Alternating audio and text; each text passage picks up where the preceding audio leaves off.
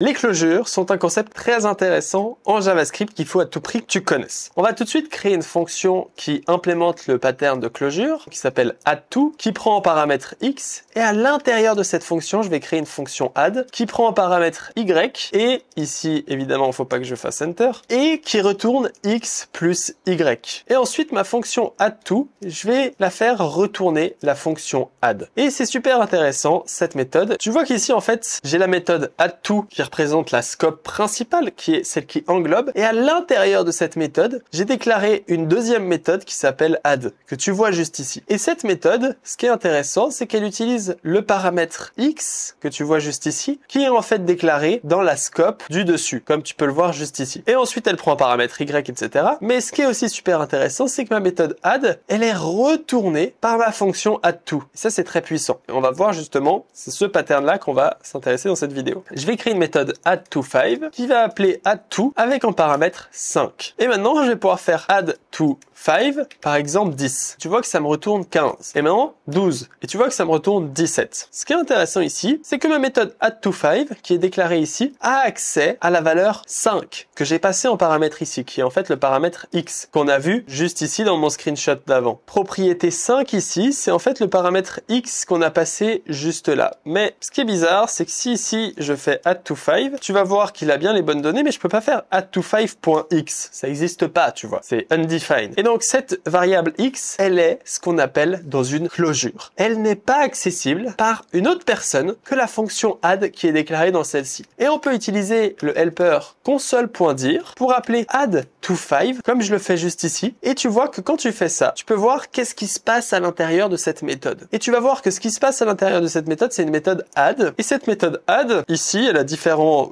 informations pas très intéressantes, mais elle a surtout cette information de scopes juste ici. Et tu peux voir qu'elle a accès à 3 scopes. La première scope, c'est la scope globale, qui représente alert, window, tout ce qu'on a ici. Ensuite, elle a la scope script. Script, ça représente en fait le script dans lequel on est actuellement, dans lequel on a ouvert la page. Tu vois qu'ici, dans script, il y a la méthode addTo et il y a la méthode addTo5, les deux méthodes qu'on a déclarées dans notre script. Mais le plus intéressant, c'est qu'elle a accès à la closure, donc à la fermeture, qui s'appelle addTo. Et cette fermeture, elle lui donne accès à la variable x qui est égale à 5. Et ça, c'est exactement ce qu'on appelle une closure, c'est-à-dire que cette méthode qui est déclarée dans cette autre méthode a accès à la variable 5. En fait, elle a accès à ce qu'on appelle à sa portée. Alors là, j'ai fait un autre exemple avec un counter qu'on va appliquer juste après. Mais là, ce counter, tu peux voir que quand il appelle count plus égale 1 ici avec ce closure increment, eh ben, j'appelle directement le count qui est dans la portée. Et ce count ici, en fait, tu peux t'imaginer que quand on l'utilise, eh ben, je viens créer dans la mémoire JavaScript une closure qui représente une petite base de données, on va dire, une petite mémoire qui va être dans le nuage, dans la mémoire JavaScript, et qui va sauvegarder ce count égale 0. Et du moment qu'il y a une référence à cette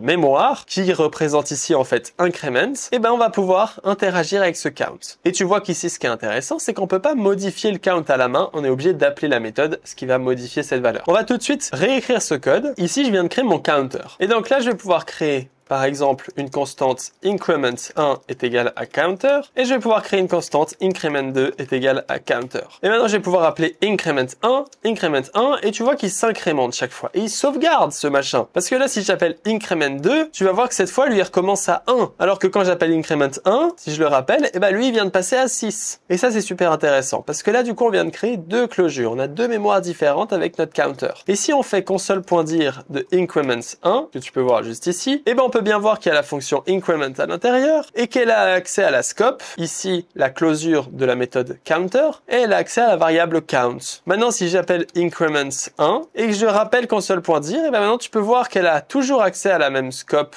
qu'on a juste ici, mais maintenant count est passé à 7. Donc il a bien une variable qui est stockée dans notre counter, qui est dans la closure en fait de la fonction counter, qui ici vient d'être incrémentée. Et si ici je fais console.dir de increment 2, tu vas voir que malgré qu'elle soit dans une closure closure qui a le même nom, juste ici, aussi counter, et bah elle, count, elle est égale à 1 parce qu'on a deux mémoires bien distinctes qui viennent de se créer grâce à ce concept de closure qui viennent enfermer le count que tu vois juste ici dans une closure JavaScript qui représente ici tout simplement notre fonction counter. J'espère que tu as un peu mieux compris ce concept de closure en JavaScript. Si c'est le cas, n'hésite pas à aller dans la description pour profiter de mon cours offert. Il y a 6 modules qui sont vraiment super intéressants et je suis sûr que ça va énormément t'aider si cette vidéo t'a aidé. On se retrouve là-bas. N'hésite pas à lâcher ton meilleur commentaire, à t'abonner à cette chaîne YouTube et à like. On se retrouve très bientôt. Ciao, ciao.